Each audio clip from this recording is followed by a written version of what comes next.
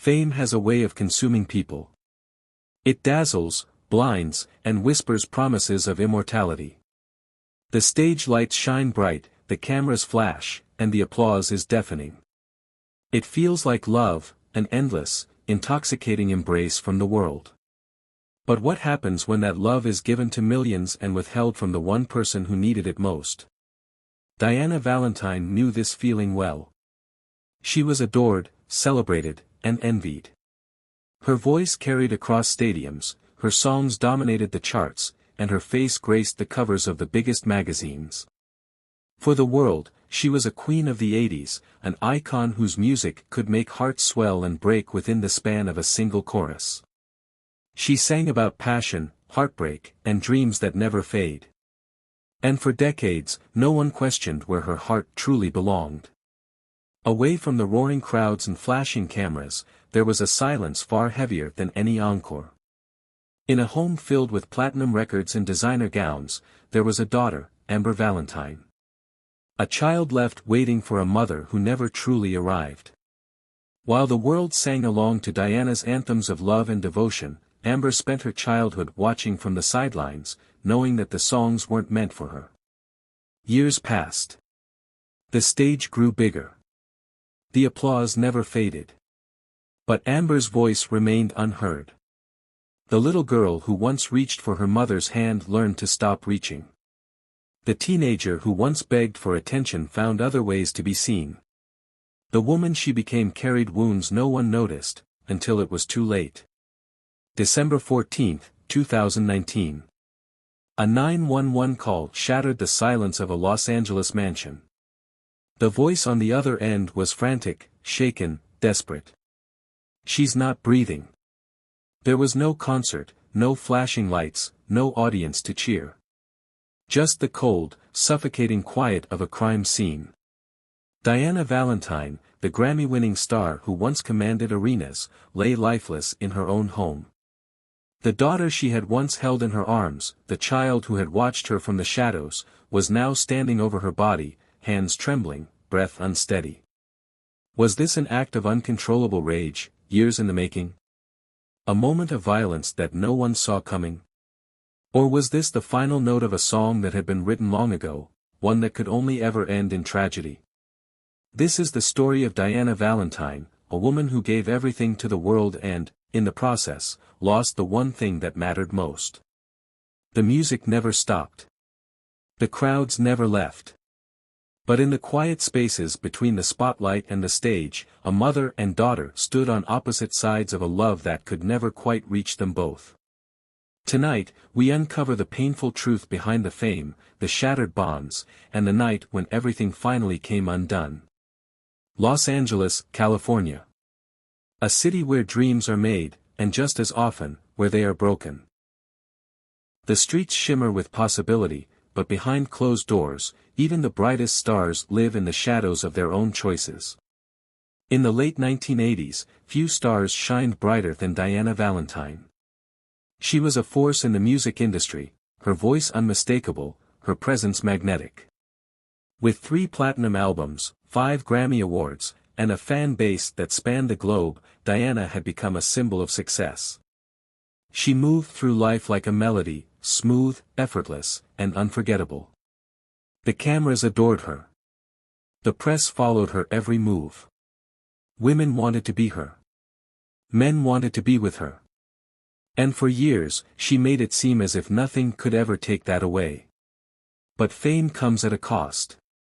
For Diana, the price was paid in silence, in missed birthdays, in late-night flights that always left someone behind. That someone was Amber. Amber Valentine was born in 1985, at the height of her mother's career. A daughter destined to live in the shadow of a legend. She spent her earliest years being passed from one caregiver to another, nannies, assistants, distant relatives. Diana was there, but never fully present. When she was home, the phone rang too often. When she held Amber, her hands were too full with contracts, lyrics, and rehearsals. Amber didn't grow up with bedtime stories or home-cooked meals. She grew up watching her mother walk away, again and again. The world saw a glamorous pop star. Amber saw an empty seat at the dinner table, a mother who was always just out of reach. By the time she was 10, Amber had stopped asking when her mother would come home. By 15, she had memorized the sound of the front door closing, the way Diana's heels clicked against the marble floors as she left. By 18, she was a stranger in her own home, a ghost living among gold records and faded photographs of a mother she barely knew. Diana had never been cruel. Never violent. She provided for Amber in every way that money could allow: private schools, designer clothes, an allowance most could only dream of. But the one thing Amber truly needed was the one thing Diana had never learned how to give. Love. Unconditional, undivided, irreplaceable love. And so, Amber learned to live without it. She became quiet, withdrawn. She spent hours alone, writing in journals, filling pages with words she never dared to say aloud. There were no screaming arguments, no dramatic outbursts. Just the slow, quiet erosion of something that was supposed to be unbreakable. As Diana's career reached its peak, Amber faded further into the background. The woman who stood before sold-out arenas, singing about love and heartbreak, never turned around to see the daughter standing behind her. Then came 2019. Diana, now in her 50s, was still a name that carried weight. Though the music industry had evolved, she remained a legend. Nostalgia tours, award show tributes, her legacy was cemented. But time had done what fame never could. It made her slow down. It forced her to look around at the life she had built. And standing in the wreckage was Amber. A 34-year-old woman with a lifetime of unanswered questions. A daughter who had spent decades learning how to live without a mother. Then, on the night of December 14th, something broke. A mansion in Beverly Hills. A woman alone in her bedroom. A daughter standing outside the door. What happened in that house would leave the world in shock. Diana Valentine had spent a lifetime singing about love. That night, she would learn what it felt like when love turned to something else entirely. December 14, 2019. A night that should have been like any other. Diana Valentine's Beverly Hills estate, a sprawling mansion that once played host to the elite of the music industry, stood in eerie silence. The parties had long since faded. The crowds that once clamored for her attention had moved on. But inside, another kind of tension was building, one that had taken decades to reach its breaking point. Amber Valentine arrived just before midnight. She hadn't called ahead. She never did. Their relationship had settled into something cold and unspoken, strained conversations, fleeting visits, the kind of mother-daughter bond that was more obligation than love. But that night, something felt different. Diana had been drinking. That much was clear from the half-empty glass of wine sitting on the piano in the living room. She had been alone, listening to one of her old records, the soft hum of her own voice filling the empty spaces of the house. The past had always been kinder to her than the present. Amber walked in, her presence an intrusion into a world Diana had carefully built to keep her at a distance. Their conversation started the way it always did. Small talk. Short answers. A dance they had perfected over the years, both of them careful, both of them guarded. But tonight, the script unraveled. Amber had questions. Questions she had been carrying for years. Why wasn't I enough? Why did you always choose them over me? Was there ever a moment when you wanted to be my mother more than you wanted to be a star? Diana laughed. A short, dismissive sound. The kind of laugh that wasn't meant to be cruel, but was anyway. She told Amber she was being dramatic, that the past was the past. That she had done what she had to do. For Amber, it was like being 16 again, standing in the doorway of an empty house, waiting for a mother who never came home. The argument escalated. Voices rose. Decades of resentment clawed their way to the surface. Diana, always in control, tried to dismiss it, to brush it aside like she had so many times before. But Amber wouldn't let it go. Then came the moment that changed everything. Diana turned her back. A simple movement. A gesture so small, so insignificant, yet it was the final act of rejection that Amber could not accept. Something inside her snapped. The first strike wasn't planned. It was instinctual. A hand reaching for something, anything, to make Diana listen. The glass of wine shattered against the floor. The struggle moved from the living room to the hallway, then up the staircase, their voices turning into something unrecognizable. By the time they reached the bedroom, there was no turning back. Diana fell. A sharp gasp. A moment of silence before the weight of it all came crashing down. The life that had been untouchable, the career that had seemed invincible, reduced to nothing in the span of minutes. Amber stood over her mother's body, hands trembling, chest rising and falling in rapid, uneven breaths. The woman she had spent her entire life chasing was finally still. Finally silent. The house, once filled with music, was now deafeningly quiet. And for the first time in her life, Amber had her mother's full attention. The silence that followed was unbearable. The weight of what had just happened pressed down on Amber, her breaths uneven, her pulse hammering in her ears. Diana Valentine, the woman who had once commanded the world's attention, now lay motionless at her feet. For the first time in her life, Amber had her mother's undivided attention. But it wasn't supposed to be like this. The reality of what she had done settled in slowly, like ink spreading through water. The anger that had driven her moments ago now faded into something colder, something terrifying. She stumbled back, her hands shaking as she stared at them. Was it really her mother's blood staining her fingertips? Had she really gone this far? She didn't know how much time passed before the gravity of it all finally forced her to move. The walls of the mansion felt as if they were closing in, every framed photo of Diana, a life of perfection frozen in time, now watching her with hollow eyes. She had to think. She had to act.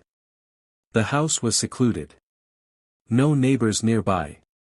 No cameras in the hallway. No one had seen what happened. If she left now, if she wiped down the surfaces and disappeared into the night, maybe, just maybe, she could rewrite what had just taken place. But then, what? How do you outrun something like this? How do you erase a lifetime of resentment and a single moment of irreversible action? Amber's mind raced. She thought about calling the police, about claiming it was an accident. Maybe they would believe her. Maybe they wouldn't. Would they see her as a daughter pushed too far, or as the woman who had just murdered an icon?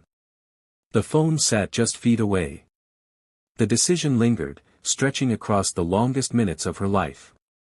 And then, almost as if in a trance, she reached for it.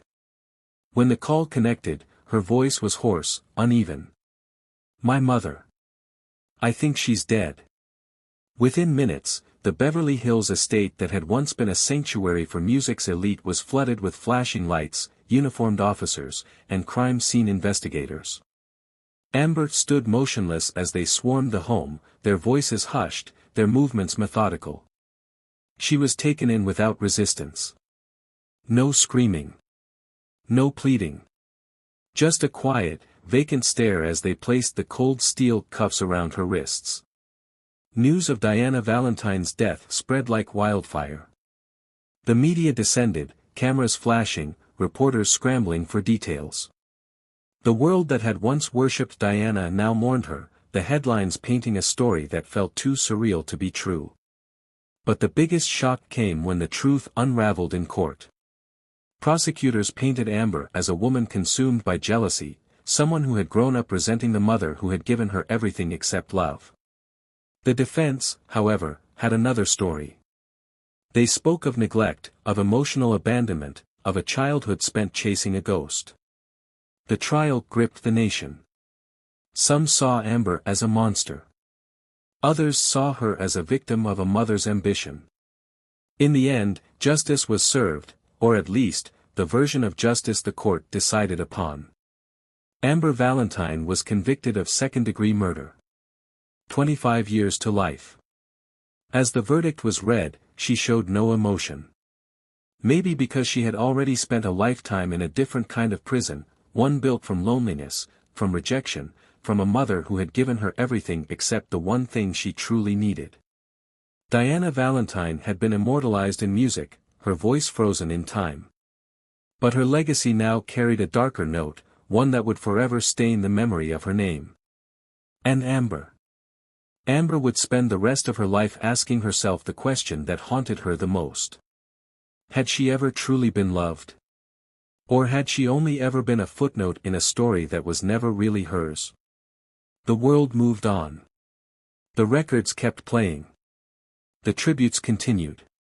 But in a prison cell miles away from the spotlight, Diana Valentine's only daughter sat in silence, replaying a lifetime of moments that had led to the one night she could never take back. The world forgot her. Amber Valentine, once the daughter of a legend, now just another inmate in a system that didn't care who she was or where she came from. The cameras that had once flashed in her face moved on to the next tragedy, the next scandal, the next fallen star. And Diana Valentine? She became something else entirely. Her music surged in popularity. Old records were re-released, special editions packaged with exclusive interviews and never-before-seen footage. A biopic was announced, promising to tell the real story of the woman behind the fame. For a generation that had never known her, Diana was now a tragic figure, an icon whose life had been stolen too soon. No one wanted to hear about the empty nights. The cold distance. The child left behind in the pursuit of something greater. The world would rather remember her as a legend than as a mother who had failed the one person who needed her most. Amber watched it all unfold from behind concrete walls, her mother's voice echoing through prison radios, her face plastered across merchandise she would never touch. The irony was suffocating. For the first time, Diana Valentine belonged to Amber. No one could take her away now. But the price had been everything. The years stretched on, each one blurring into the next. Amber became just another prisoner, her name no longer making headlines. The letters from distant family members stopped coming. The people who had once claimed to love her had long since disappeared. And then, on the 10th anniversary of Diana's death, something changed. A letter arrived. No return address. Just a single envelope slid under her cell door. Inside was a photograph. A grainy, faded Polaroid of Amber and Diana, taken when Amber was no more than 4 years old. Her mother's arms wrapped around her, both of them smiling. A moment in time that Amber couldn't remember, but that someone had thought was worth saving. On the back, a single sentence was scrawled in handwriting she hadn't seen in decades. "I never stopped loving you." Amber traced the words with trembling fingers, her breath caught somewhere between a sob and a sigh. It wasn't enough. It was too late. But for the first time in years, she allowed herself to believe that maybe, just maybe, there had been love there after all. A flawed, fractured, impossible kind of love. The kind that had destroyed them both.